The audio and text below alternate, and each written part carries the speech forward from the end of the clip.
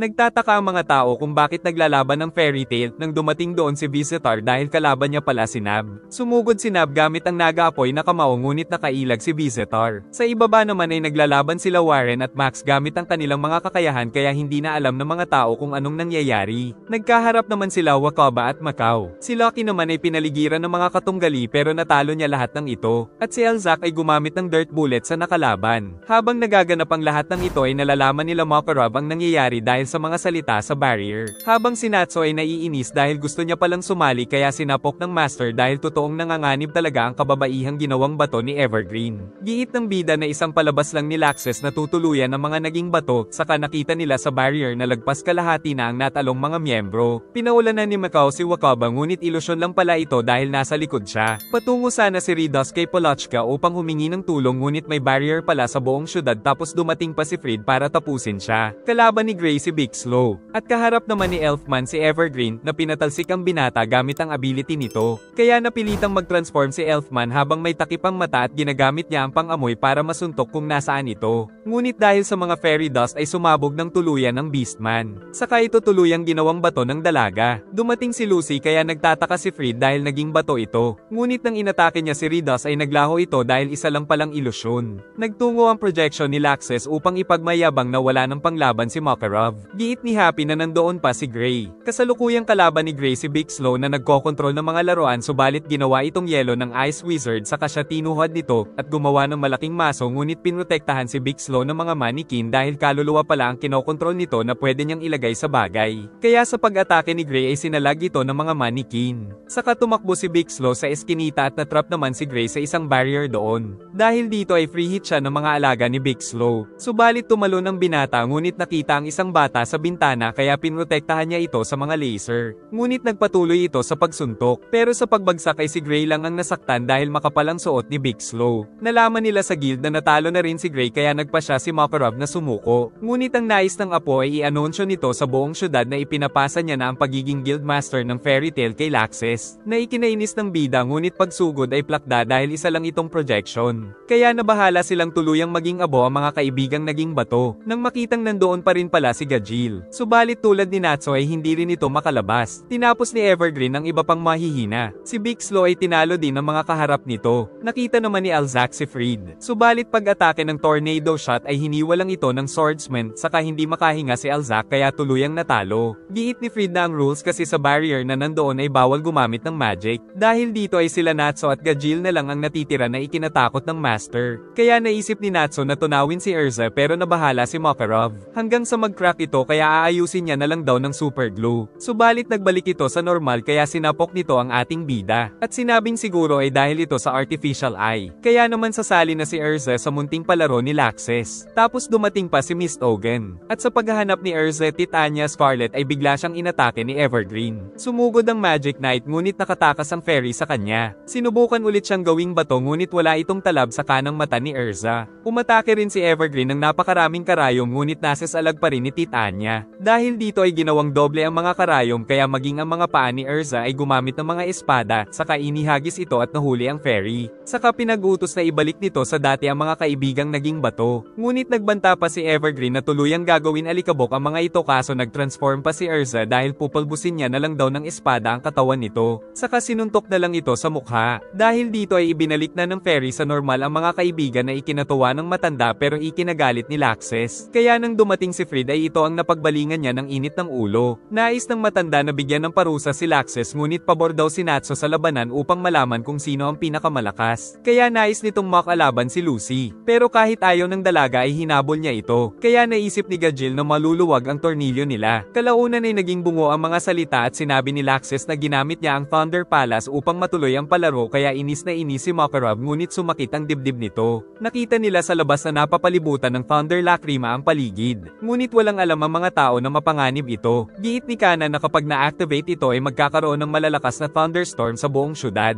Sinubukan naman ni Biska na wasakin ng isang lakrima. Kaso pagkatapos ay natanggap niya ang electric discharge na nagmula dito dahil meron palang body link spell sa kung sino man ang wawasak dito. Hindi pa rin makaalis si Natsu sa guild house dahil sa barrier. Giit ni Levi na baka magawa niya ito ng paraan dahil gumagamit ang barrier ng writings magic. Kaya tumuwad ito kay Gajil habang pinag-aaralan ng nasabing barrier. Sa kabila ng kalokohan ni Laxus ay nagpasya pa rin si Fried na sundin ito hanggang sa huli. Hinahanap ni Erze si Laxes ngunit paliguan pala ito ng mga lalaki dahil naloko siya ni Evergreen. Iniisip ni Lucy kung sasabihin ba niya sa mga tao ang panganib. Giit ni Happy na baka magkaroon ng stampede dahil sobrang daming tao dahil sa festival. Nang makita siya ng mga babies ni Bixlo ngunit iniligtas ng pusa. At sinabing kilala niya daw si Lucy dahil nabalitaan niyang mahilig ito sa cosplay at malakas kumain. Saka sila pinagtitira ng mga babies kaya gumamit na si Lucy ng susi at pinalabas si Sagittarius. Isa-isa nitong tinira ang mga babies ni Bixlo hanggang sa maubos. Subalit inatake nito ng napakalakas ang celestial spirit kaya napilitang bumalik. Saka pinalitan lang ni Bixlo ang lagayan ng mga kaluluwang kinokontrol. Tapos kinuha pa ang susi ng dalaga na hinabol naman ni Happy. At pinaikot ang mga manika at umatake ng malakas subalit nailigtas siya ni Loki na kusang tumawid sa kanilang mundo dahil sa kanyang lakas. Giit ni Leo na siya na ang bahala pero lalaban din daw si Lucy kaya tinukso ni Happy na nai-inlove na siya sa spirit. Nawasak ni Loki ang mga alagad ni Bixlo. Ngunit gumawa lang ito ng panibago kaya pinrotektahan ni Leo si Lucy. Pinaglalatigo ni Lucy ang kalaban. Kaya nainis ito at pinakita ang kanyang mahiwagang mata na may kakayahang gawin silang manika ayon kay Happy kaya bawal silang dumilat subalit inatake sila ng mga alagad nito. Subalit nagtiwala si Lucy kay Loki at biglang ginamit ang kapangyarihan saka ginamit ni Lucy ang letigo kay Bixlo. Tapos lumapit si Loki at ginamit ang malakas na kapangyarihan ng Leon na ng lamon sa kalabang mukhang tiktik. Pagkatapos ay pinakita pa ni Leo ang likha niyang art. Ngunit ubos na ang lakas ng dalaga dahil sa labanan. Saka binigay ni Loki ang mga susi ng master niya. Samantala nag-aaway pa ang dalawa habang pinag-aaralan ni Levi kung paano matatanggal ang barrier. Pero nasolve niya pa rin ito dahil sa kanyang talino. Kaya humanda na daw ang dalawang Dragon Slayer na sumali sa labanan. Nakita na rin ni Mira ang kapatid.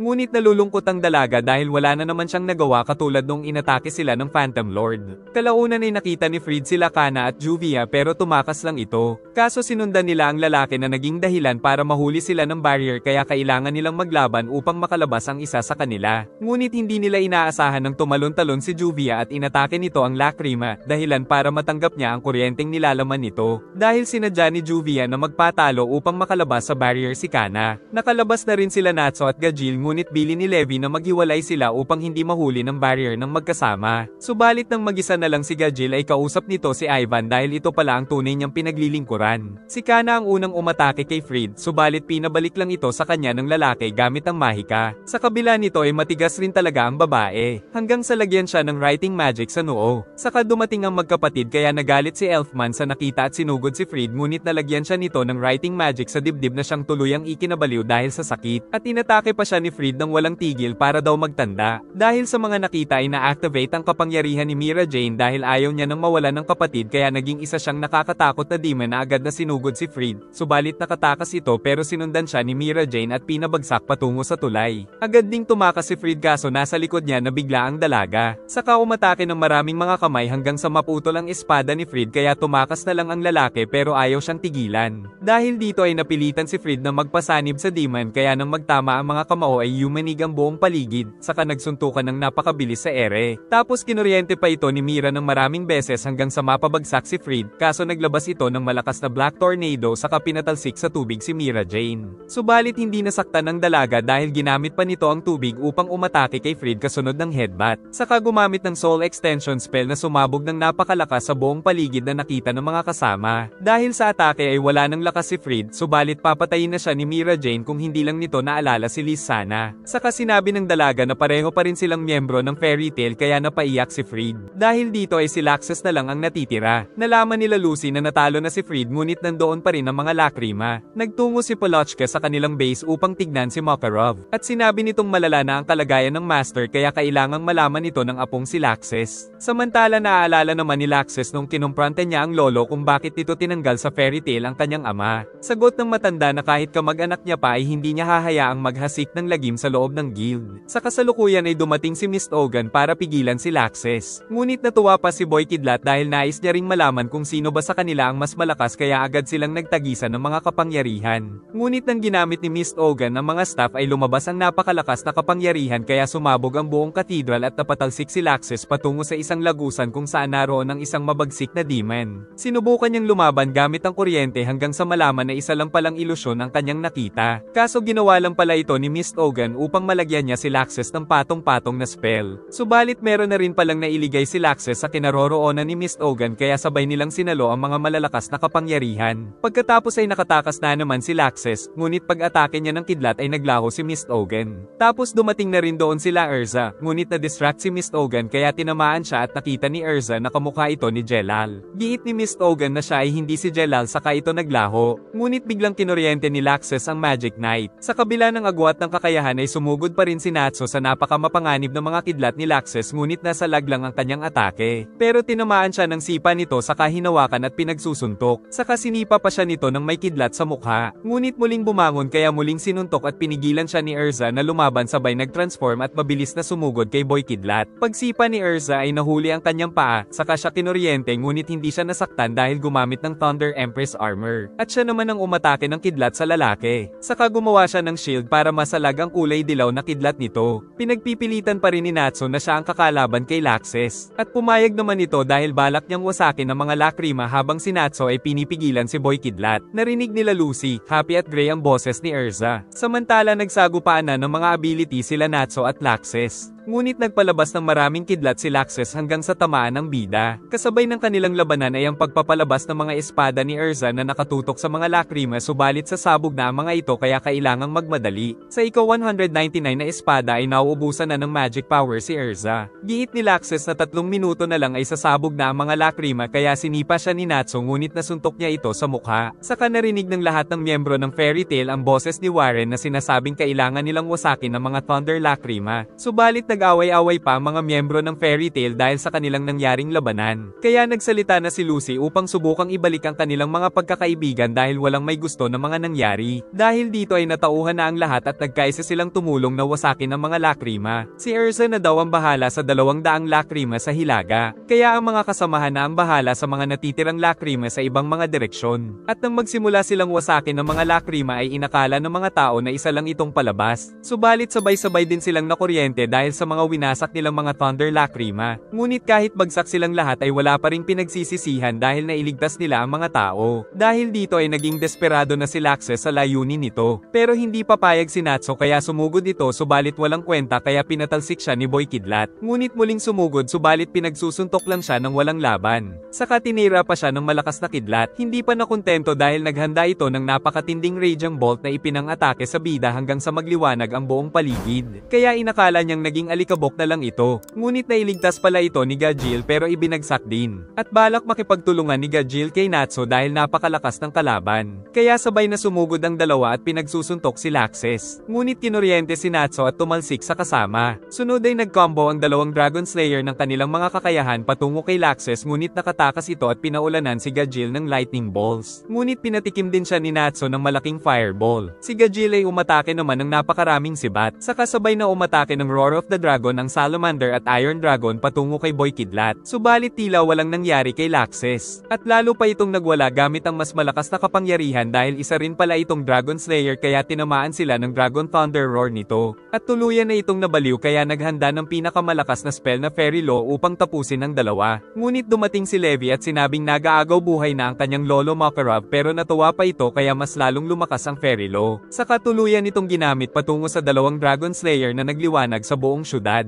Subalit walang namatay na kahit sino sa mga inatake niya. Giit ni Fried na walang nasaktan sa buong syudad dahil ang Fairy Law ay napipinsala lamang ang itinuturing na kalaban ng kapangyarihan na pinanggagalingan nito. Kaya mas nagalit si Laxes at nagpalabas muli ng mga kidlat. Ngunit nag-init na rin si Natsu kaya nagtama ang kanilang mga kamao at nagpatuloy ang laban ng dalawa sa ere ngunit walang gustong sumuko kahit pa magumbagan sila ng kanilang mga pagmumukha hanggang mapatalsik si Natsu. Na agad na pinatagos pababa ni Laxes tapos sinipa pa niya ito. Saka sinuntok ang Salamander ng Fist of the Thunder Dragon. Subalit na natiling buo ang bida kaya gumamit naman ito ng Halberd of the Thunder Dragon patungo kay Natsu ngunit ginamit ni Gajil na Lightning Rod ang sarili para mailigtas ito. Kaya mas nag-init pa ang bida na nakipagsuntukan ng walang tigil sa katunggali. Saka ginamit niya ang pinakamalakas na teknik na Blazing Flashover Blade na siyang tuluyang tumalo sa Thunder Dragon Slayer dahil sa kapangyarihan na itinuro ni Ignil. Samantala nagtungo ang Sky Dragon sa anyo ng isang magic orb kay Ignil upang magbabala tungkol sa ginagawa ni Natsu Natsu subalit nagalit ang Fire Dragon at pinalayas siya nito. Narinig din ni Polochka ang usap-usapan na ayaw nilang si Laxus ang maging susunod na master ng Fairy Tail dahil isip bata ito. Masaya naman ang mga members ng guild dahil ligtas na daw si Makarov dahil kay Polochka. Masaya pa rin sila Natsu at Gajeel kahit matindi ang pinsala sa labanan.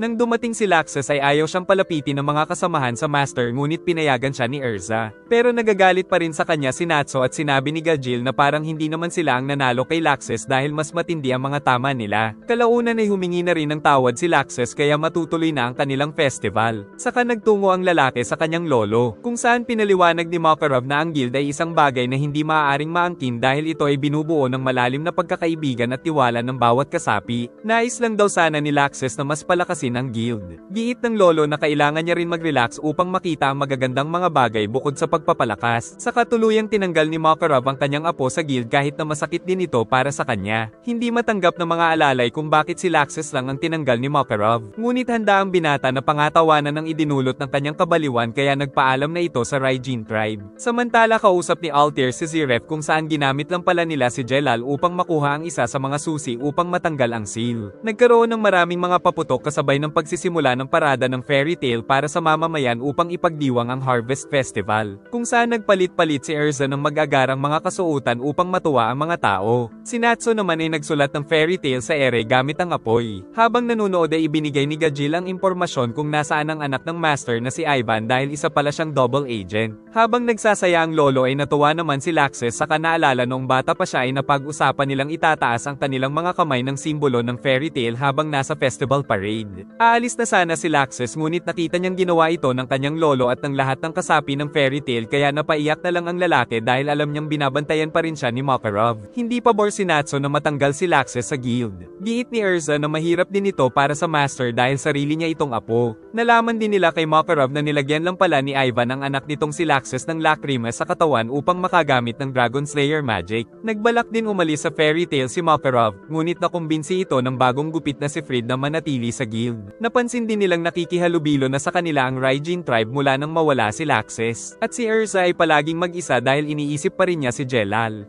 Si Erza din ang nanalo sa Miss Fairy Tail kaya walang pambayad ng rente sa apartment si Lucy. Ngunit nang malaman kay Mira na may paparating na reporter ng magazine ay naisip niyang magpapansin upang kumita. Dumating si Mr. Jason ng Weekly Sorcerer magazine na agad na kinunan ng mga litrato si Erza. Ngunit hindi nito pinapansin si Lucy at mas napansin pa nito si Gray. Kaso naiinis si Natsu dahil palagi nitong ipinapamalita na palagi siyang merong nawawasak kaya sinapok ang reporter. Pero inisip nitong isa lang itong pagbati. Tinanong nito ang lahat ng mga kasapi ng Fairy Tail upang ilagay sa magazine subalit hindi talaga pinapansin si Lucy. Kaya naisip niyang magsuot ng bunny suit pero kumanta naman si Gajeel ng walang hiyang pangit na awitin nito kaya nasuntok siya ng bida sa inis. Ngunit agad na bumawi ang Iron Dragon Slayer kaya nagbugbugan ng dalawa na ikinatuwa pa ni Mr. Jason habang kumukuha ng mga litrato. Ngunit siya ang tinamaan ng dalawa. Pagsapit ng gabi ay nagtungo sa tren sila Natsu, Happy at Lucy para sa isa na namang misyon, kung saan napadaan ang isang batang babae na napatingin sa kanila. Isang maulan na araw sa Magnolia ay nagtungo si Juvia sa isang magic shop upang maghanap ng panggiuma dahil desperada na siyang mapansin ng crush. Kaya kahit napakamahal nito ay napilitan siyang bilhin. Dahil laging kasama ni Lucy si Natsu ay tinukso siya ni Mira Jane kung boylet niya ba ito. Pero nang makita niya na isip bata ang bida ay nadismaya ang dalaga. Naiinis na rin ang mga kasama sa team dahil kailangan na nilang gumawa ng misyon ngunit nais munang mag-day off ngayon nila Natsu at Happy. Pagsapit ng gabi ay uuwi na ang dalaga. Ngunit nasa bahay niya na pala si Natsu na may nais daw sabihin kaya naisip ni Lucy na baka magtatapat na ito ng pag-ibig kaya pinalayas niya na ito kaagad subalit parang nag-iinit ang kanyang katawan. Kinabukasan sa almusal ay inakbayan siya agad ni Natsu subalit umiiwas na si Lucy dahil sa nararamdaman. Saka nagsuntukan na naman ang dalawang magkaribal. Tapos narinig pa ni Lucy na pinag-uusapan ng mga kasama na meron daw crush si Natsu kaya naisip niyang siya ang tinutukoy ng mga ito at hindi niya mapigil ang imahinasyon na magkasama sila. Kaya kinabahan na naman siya nang nais makipagkita ni Natsu sa parke ngayong gabi. Samantala ginamit na ni Juvia ang giuma pero si Master Makarov ang nakaamoy nito. Kaya inulit niya pero ang mga kasamahan sa guild ang nakakain ng giuma. Pero hindi siya sumuko hanggang sa makain na nga ito ni Gray. Dahil dito ay biglang naging malagkit ang tingin ng binata sa kanya subalit lumagpas ito dahil naiinis pala si Gray kay Happy dahil nakakalipad ito. Maging sila Wakaba at Macau ay nagkainitan. Ang Master ay naiinis naman sa alak. Si Erza ay kalaban naman ng poste. At si Mira ay nais muling kalabanin rin si Erza. Nagtungo si Gray sa itaas para subukang lumipad kaya nagtataka si Juvia sa epekto nito, dahil ang nagbenta sa kanya ay isa palang manloloko. Bago magtungo sa park ay naligo muna ang dalaga, saka nagsuot ng magandang damit at nagpaayos ng buhok kay Cancer. Saka na-imagine niyang nais magkaanak sa kanya ni Natsu ng 30 pusang blue. Nagkakagulo pa rin sa fairy tale dahil sa epekto ng magic potion na ginamit ni Juvia. Nasa labas na rin si Lucy para magtungo sa park. Kaaway pa rin ni Erza ang poste at si Mira Jane ay naiinis sa kanya kaya nag-transform. Si Gray naman ay tumalon upang subukang makalipad. Nakarating na si Lucy sa tagpuan nila ng bida. Ngunit kailangan lang pala siya nito dahil kay Virgo para tulungan siyang maghukay ng baol na naglalaman ng nakakahiyang mga litrato ng fairy tale. Dahil dito ay sinampal niya ang binata dahil nag-expect lang pala siya sa wala. Pagkatapos ng ilang oras ay nawala na ang epekto ng magic potion. Saka iniligtas ni Juvia si Gray mula sa dagat pero wala pa ring nararamdaman ang binata kaya pinalaklak niya ang Giuma. Kaso naging baliw na naman ang Ice Wizard kaya disappointed rin si Juvia katulad ni Lucy. Nag-enjoy ka ba? Mag-like and subscribe at pindutin ang bell para updated ka sa susunod na upload. Sana ay nagustuhan nyo at mag-like and subscribe ka na rin para muha-muha chup chup.